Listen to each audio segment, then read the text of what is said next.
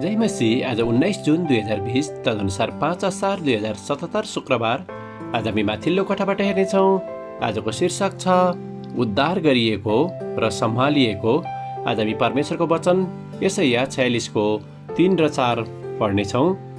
हे याकुबका घरना, ध्यानसित सुन।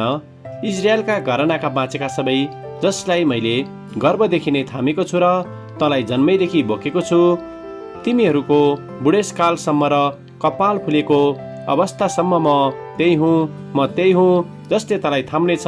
मैले तँलाई बनाएको हुँ र म तँलाई बोकेर हिँड्नेछु र तँलाई बचाउने छु र छुटाउने छु। आमेन। लेखिका यशाया 46 को 4 लाई यहाँ फेरि पनि दोहोऱ्याउनुहुन्छ।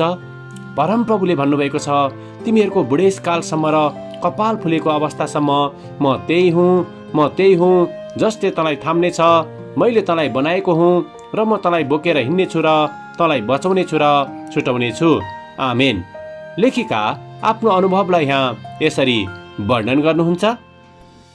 केही वर्ष अघि हाम्रो घरको अगाडिको कौशी नजिक एउटा बिरुवा पलाएको थियो।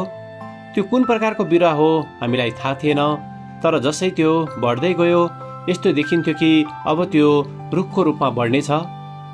मेरो बुबाले त्यसलाई काट्ने योजना बनाउनु भयो, किनकि त्यो रुखले घरमा काम छेकेको उहाँ चाहनुहुन्थेन। तर जब मलाई त्यो रुख मन पर्ने कुरा मेरो बुबालाई थाहा हुन गयो, उहाँले त्यसलाई काट्नु भएन, तर बढ्न दिनुभयो। तर केही हप्तापछि मैले यो देखेँ कि त्यो रुखको डाँठ चर्किएको थियो। सायद राति तीव्र हावाहुरीले यसमा क्षति पुर्याएको हुनु पर्थ्यो। मैले आफ्नो दिदीलाई बोलाएँ र त्यो रुखको डाँठ भाँचिएको कारण आफू निकै दुखी भएको कुरा उहाँलाई बताएँ। छक्क पर्ने कुरो, उहाँले एउटा डोरी लिनुभयो र बोटको डाँठलाई पर्खालमा भएको किलामा बाँध्नुभयो। केही समयपछि त्यो बिरुवा एक अग्लो रुखको रूपमा बढ्न सकेको थियो।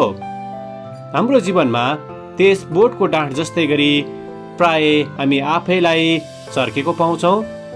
भारी बोझहरू, विभिन्न आर्थिक समस्याहरू, स्वास्थ्य समस्याहरू र अन्य चिन्ताहरू तीव्र बतास जस्ता हुन्, जसले मैले रोपेको बोटलाई क्षति पुर्याएको थियो। तर त्यो डोरीले रुखलाई टेवा पुर्याए झैँ परमेश्वरले सधैँ हामीलाई टेवा दिनुहुन्छ र सम्हाल्नुहुन्छ। यशाया 46 को 4 मा परमेश्वरले हामीलाई पुरा बुढेसकालसम्म र कपाल फुलेको अवस्थासम्मै सम्हाल्ने प्रतिज्ञा गर्नुभएको छ। त्यो प्रतिज्ञासँगै परमेश्वरमा भरोसा गर्दा आउने शान्ति र आनन्दमा हामी जिउन सक्छौँ। आमेन। आजको विचार, जब म कमजोर भएको महसुस गर्छु, मलाई सम्हाल्ने परमेश्वरको शक्तिमा म पुनः भर पर्न सक्छु। प्रार्थना। सर्वशक्तिमान परमेश्वर, हामीलाई हरेक परिस्थितिमा यो विश्वास गर्न सहायता गर्नुहोस् कि तपाईको शक्तिले हामीलाई पूर्ण रूपमा सम्हाल्नेछ। येशूको नाउँमा आमेन।